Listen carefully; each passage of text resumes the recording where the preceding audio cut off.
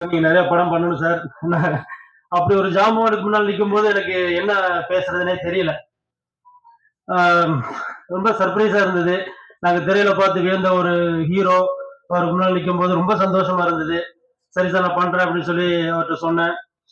ஆம், அவர் வந்து ஒரு விஷயம் சொல்லி இந்த மாதிரி பண்ணுங்க அப்படின்னு சொல்லி சொன்னாரு. பார்த்துட்டு ஃபர்ஸ்ட் டேக் பண்ணும்போது பயங்கர அவரே கிளாப் பண்ணாரு. எனக்கு பயங்கர சந்தோஷமா இருந்தது. Thank you sir. அது மாதிரி பயங்கர எனர்ஜெட்டிக் மேன். நம்ம வந்து ஆம், திடீர்னு இங்க வந்து கேமரா நின்று சொல்லிட்டு இருப்பாரு, டைரக்ஷன் சொல்லிட்டு இருப்பாரு. அப்படின்னு பார்த்தா நம்ம நடிக்கிற பக்கத்துல வந்து நின்றுட்டு இருப்பாரு. என்ன சார் அங்க நின்றுட்டு இல்ல இல்ல நீங்க இப்படி பண்ணுங்க இப்படி பண்ணுங்க அப்படி ஒரு ஒரு பயங்கர ஒரு ஃபயர் மாதிரி இந்த மாதிரி ஒரு எனர்ஜெட்டிக்கா நம்ம பார்த்ததே கிடையாது. அந்த அளவுக்கு ஒரு எனர்ஜெட்டிக்கா இருந்தாரு. இப்போ ஒரு ஒரு நான் நடிக்கிற சீன்ல ஒரு பிளட் போட வேண்டிய ஒரு விஷயம் இருந்தது. பிளட் போட்டிருந்தாங்க. அவர் பார்த்துட்டு அந்த பிளட்ட போய் போடுங்க அது பத்தல அப்படின்னு சொல்லணும். ஆக்சுவலா அவரை சொல்லல. நேரா வந்து அவரு பிளட் போட்டாரு. அது எனக்கு பயங்கர சர்ப்ரைசிங்கா இருந்தது.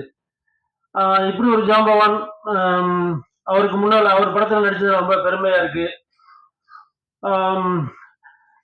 எஸ் ஏ சந்திரசேகர் சார், அப்புறம் டிஆர் சார், அப்புறம் தியாகராஜன் சார், பாக்கியராஜ் சார், அந்த வரிசையில தன்னுடைய மகனை வந்து எப்படியும் ஒரு ஹீரோ ஆக்கிடணும் அப்படிங்கிற ஒரு பெரிய ஆசையில உங்களை எல்லாம் நம்பி அவங்க களத்துல இறங்கியிருக்காங்க. கண்டிப்பா நீங்க எல்லாம் ஆதரவு கொடுக்கணும். அவருடைய வெற்றிக்கு அவருடைய பையனுடைய வெற்றிக்கு நீங்க பெரிய சப்போர்ட் பண்ணணும் அப்படின்னு நான் வேண்டிக்கிறேன். இன்னொரு விஷயம் நான் இந்த மேடையில சொல்லணும்னு நினைக்கிறேன். நான் தென்னிந்திய நடிகர் சங்கத்துல நானும் ஒரு மெம்பருங்கிற விஷயத்தினால இதை நான் சொல்றேன். தனுஷ் சாருக்கும் விஷால் சாருக்கும் ரெட் கார்டு போட்டிருக்கிறது வந்து எனக்கு ரொம்ப வருத்தமான ஒரு விஷயமா இருக்கு. ஆஹ் ஏன்னா தனுஷ் சார் வந்து 2017 ராயன் படம் ஒத்துக்கிட்டாரு. ஒரு 50 கோடி ரூபாய் பட்ஜெட்ல. இன்னைக்கு அவரோட சம்பளமே 50 கோடிக்கு மேல. ஆனா அதே பட்ஜெட்ல அந்த படம் பண்ணி கொடுத்திருக்காரு. விஷால் சார் வந்து அவருக்கு அவர் மேல குற்றச்சாட்டு என்னன்னா ப்ரொடியூசர் கவுன்சில்ல இந்த மாதிரி தவறுதலா பணத்தை பயன்படுத்தியிருக்காங்க அப்படின்னு சொல்லி அவர் மேல ஒரு குற்றச்சாட்டு. அவருக்கு ரெட் கார்டு கொடுத்திருக்காங்க. அதுல தலைவர் பொருளாளர் சில 3 பேர் தானே இருந்து 3 பேர் சேர்ந்து அந்த விஷயத்த பண்ணிருக்காங்க. இவருக்கு மட்டும் ஏன் கார்னர் பண்றாங்கன்னு எனக்கு தெரியல. எந்த ஒரு பிரச்சனையா இருந்தாலும் பேசி தீர்க்க முடியாத பிரச்சனை இந்த உலகத்துல கிடையாது. கூப்பிட்டு பேசியிருக்கணும், பேசிதான் பண்ணியிருக்கணும். இதனால பாதிக்கப்பட போறது எங்களை மாதிரி ஆட்கள், தொழிலாளர்கள் அவங்க தான் பாதிக்கப்பட போறாங்க. அந்த பாதிப்பு இருக்கக்கூடாதுன்னு நான் நினைக்கிறேன். அப்புறம் எனக்கு இந்த மேடையில பேச வாய்ப்பளித்த சரண்ராஜ் சாருக்கு ரொம்ப நன்றி. ஸோ தமிழ் எப்படி தெரியாம சாங் பாடினேன்னு கேக்குறாங்க. பாடுறதுக்கு மொழி இம்பார்ட்டன்ட் கிடையாது. எந்த மொழியில வேணாலும் பாடலாம். ஆனா பிராக்டிஸ் பண்ணணும். நான் பிராக்டிஸ் பண்ணி பாடினேன். டைலாக்ஸ் கூட அப்படிதான். நான் பிராக்டிஸ் பண்ணி தான் பண்ணேன். பிராக்டிஸ் மேக்ஸ் மேன் பர்ஃபெக்ட்னு சொல்றாங்கல்ல. என்னோட தமிழ் கொஞ்சம் கம்மி. எனக்கு அவ்வளோ நல்லா வராது. So please forgive me if I speak any mistakes in Tamil. So I played the role of hero's friend in this movie, Kupan. So இந்த படத்துல ஹீரோக்கு ஒரே ஒரு ஃப்ரெண்ட் இருப்பான். அது நான் தான். சின்ன வயசுல இருந்து அங்கேயே குப்பத்துல வளர்த்து we grown up together basically, and it's a wonderful experience because it's like a different world. I don't know how this fishermen will live like in the world of fishermen and stuff like that, but it's been a wonderful experience exploring that world of Kupam and the fishermen, the boys and all. You know, we used to play along, we used to speak a lot about fishing and stuff. So yeah, that's a wonderful thing. So the opportunity, Charan Raj sir gave me this opportunity to work in Tamil cinema. I don't speak Tamil, I'm a Telugu guy. Only for the purpose of this film I came to Chennai and I worked for this film and I went back to Andhra. Even today, for the sake of this audio function, I came to Chennai. So it's like a miracle. I don't know how I end up here, but I'm glad I did. and I'm looking forward to work more in Tamil cinema, and I hope I'll get opportunities. மட்டும் இல்லாம பாடல்கள் எழுதியிருக்கேன்.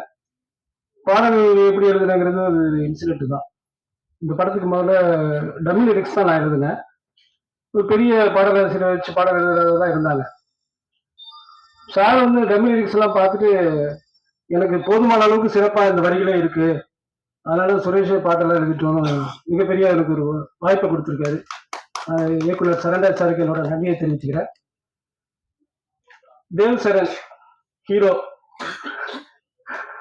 ஒரு பியூரான slate மாதிரி ஒரு மிக சிறந்த ஒரு ஹீரோவா வரக்கூடிய வருவாரு.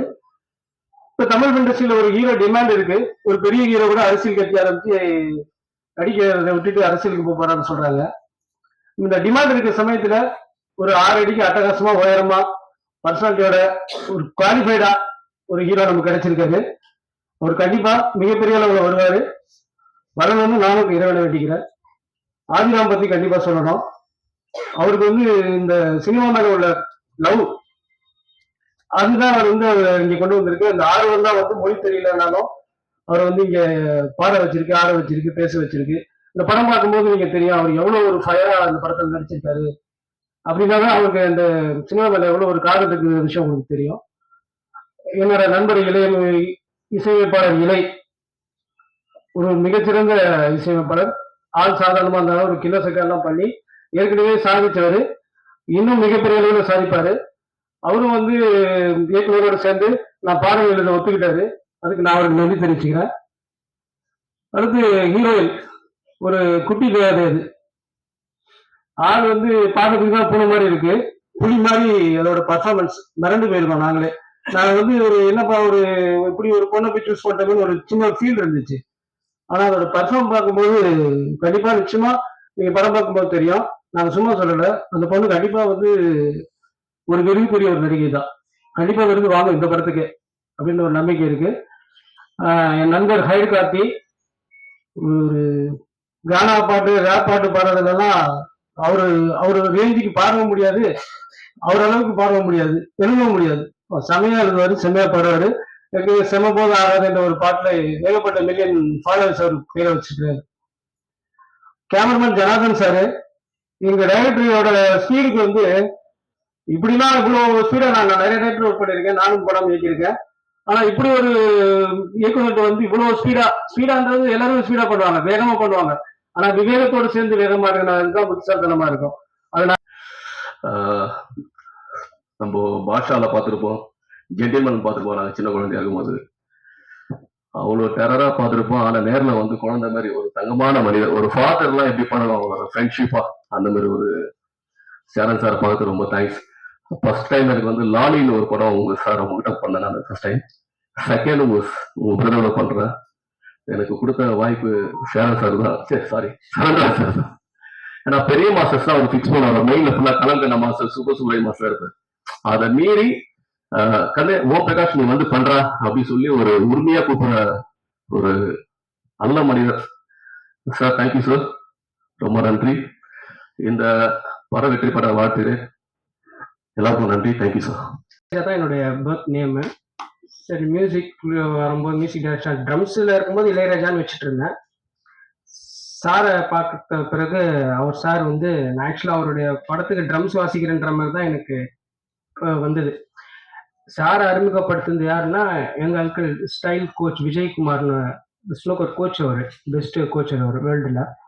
அவர் வந்து சாருக்கு கோச் பண்ணுற இதில் ஃப்ரெண்டாக இருக்கும்போது என் வியூ வந்து மியூசிக்லாம் பண்ணுவாருன்ற மாதிரி ஒருத்தர் சொல்லியிருக்கிறாரு.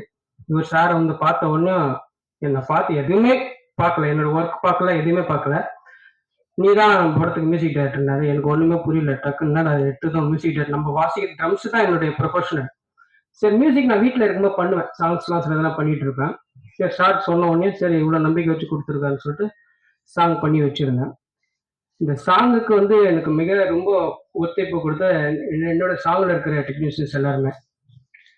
படத்தில் மொத்தம் 4 சாங் மீன்ஸ் ஒன்ஸ் வந்து மேல் அண்ட் ஃபீமேல் ஒரே சில ட்ராக்ல இருக்கும்.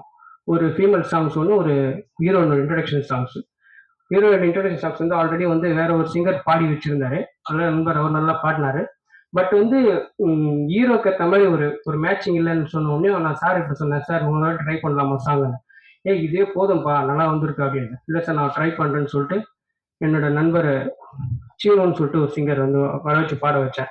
அவர் எதுவுமே கேட்கல, நீங்க சொல்லுங்கன்னா நான் வந்து பாடி கொடுத்துட்றேன் அவ்வளோதான் அப்படின்னு சொல்லிட்டு அவர் அந்த சாங்கை பாடி கொடுத்தாரு. அந்த ட்ராக்கை சாருக்கு அமிச்சேன், சார் இதே எப்படி கேளுங்க சார்னு. ஏய் இது ரொம்ப சூப்பராக இருக்குடா செம்மையாப்பா, அவருக்கு நான் தேங்க்ஸ் சொல்லலை. ரெண்டாவது ஒரு ஒரு ஒரு செக்ஸி சாங் ஒன்று சிவன்ஜின்றவங்க தான் வந்து பாடினாங்க. அவங்க பெஸ்ட் சிங்கர்ன்றது மேலே அவங்களும் ஒரு நல்ல மியூசிக் டைரக்டர், அவங்க நிறைய ஆல்பம்ஸ்லாம் பண்ணிட்டு இருக்கிறாங்க இப்போ. அவங்க வந்து எனக்கு பாடி கொடுத்தது ரொம்ப தேங்க்ஸ் அவங்களுக்கு. மற்றபடி இந்த படம் நல்லா வரணுன்றது உங்கள் கையில் இருக்கு, பார்த்து ஆதரவு கொடுங்க. ரொம்ப நன்றி. 3 படம் வந்து சதாப்தி ஸ்பீட்ல போயின்னு இருந்தாரு. இந்த படத்துக்கு வந்து வந்தே பாரத் ஸ்பீட்ல போனாரு. அவர் கேட்ச் பண்ண முடியல. அதாவது சப்ஜெக்ட் சொல்லும் போது ஃபர்ஸ்ட் ஆக்ஷன் வச்சா ஹீரோயின் இன்ட்ரடியூஸ் பண்ணாரு. இந்த ஹெவி சப்ஜெக்ட் இவர் எப்படி ஹேண்டில் பண்ணுவாருன்னு திங்க் பண்ணலாம். படம் நடிச்சு போகும்போது போனது வெரி குட் ஜாப். இந்த தேவ் அந்த ஹீரோயின் அவுட்புட் ரொம்ப நல்லா வந்திருக்கு. திறன் சார் வந்து வெளியே வந்து நம்ம ஃப்ரெண்டே இருப்பார். பாட்டுக்கு போன உடனே நான் ஸ்டூடெண்டா ஒரு டீச்சர் அந்த மாதிரி வேலை வாங்குறாரு. இப்போ எல்லாமே fight master, Om sir, music sir, Suresh sir இதெல்லாம் கோஆப்ரேஷனால படம் ஸ்பீடா முடிச்சிட்டோம். நீங்கெல்லாம் பார்த்து அவங்க ஆசீர்வாதம் பண்ணாங்கன்னு சொல்லி thank you very much. First sir கூட நான் வந்து முன்னாடி ஒரு படம் பண்ணேன் வருணுன்னு சொல்லிட்டு. அதுல சாருக்கும் எனக்கும் ஃபைட் சீன்லாம் இருக்கு. அந்த ஃபைட் சீன் என் முடிய பிடிச்சி பயங்கரமா சுத்தி கீழே தள்ளி விட்டாரு. சார் இது இல்லை சார், நம்ம பண்ண ஸ்டைல் இது இல்லை சார்னு சொன்னேன். பட் ஆனா சார் சொன்னாரு நீ பண்ற கரெக்டா இருக்கும்னாரு.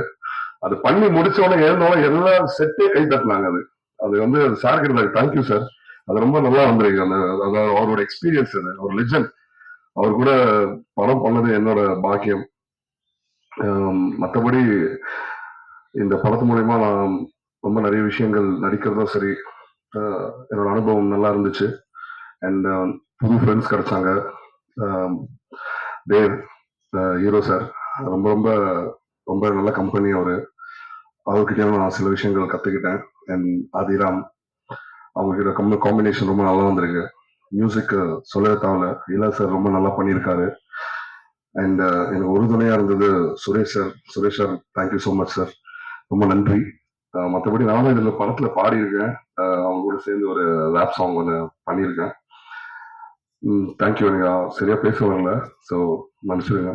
தேங்க்யூ ஸோ மச், நன்றி.